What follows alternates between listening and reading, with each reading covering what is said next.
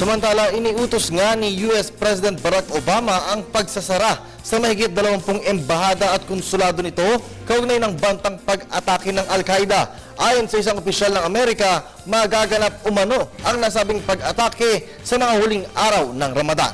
May ulat ang aming kasamang si Sam Ramirez. Pinangangambahan ngayon ng Amerika ang posibleng pag-atake ng grupong Al-Qaeda sa ilang bahagi ng gitnang silangan o Middle East at hilagang bahagi ng Afrika ngayong Agosto. Kaya naman kaagad nagpalabas ng Global Travel Alert ang nasabing bansa. Batay sa intelligence report ng Amerika, posibleng maganap ang pag-atake ng International Terrorist Group sa pagitan ng Sabado at Martes, kasabay ng nalalapit na pagtatapos ng Ramadan. Dahil dito, ipinag-utos na ni Barack Obama ang pansamantalang pagsasara ng mahigit sa 20 embahada at konsulado ng Amerika sa mga nasabing kontinente.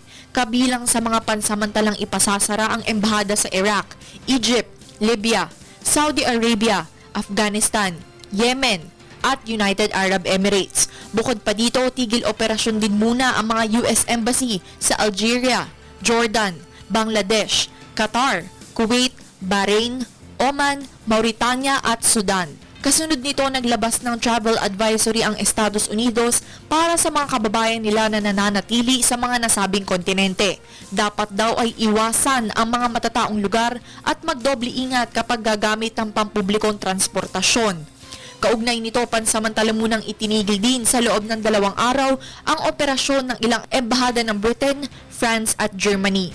Matatandaan noong September 11, 2001, 19 na miyembro ng Al-Qaeda, isang Islamic extremist group, ang nang-hijack ng 4 na eroplano at nagsagawa ng ilang suicide attacks sa Estados Unidos. Kabilang na dito ang pagbangga sa World Trade Towers sa New York City. Nag-uulat para sa Telebisyon ng Bayan, Sam Ramirez.